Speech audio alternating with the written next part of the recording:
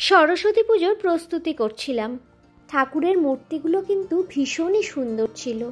ফল, সবজি, দশকর্মা সমস্ত কিছুরই বাজারে ছিল প্রচুর সম্ভার, আর দামও ছিল বেশ চড়া। তবে আমার ঘরে সরস্বতী পুজোর আয়োজন খুবই সামান্য, খুবই সাধারণ।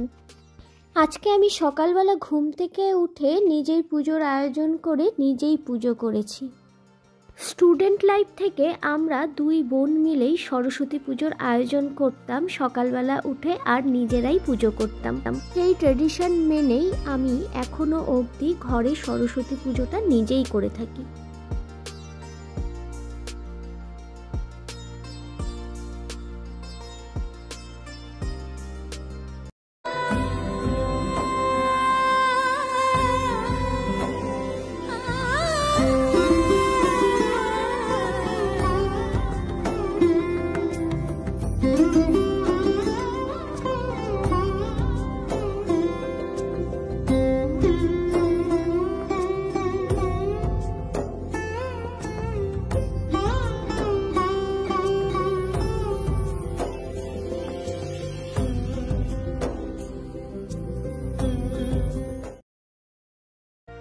তারপর খেলাম মায়ের বানানো খিচুড়ি প্রসাদ।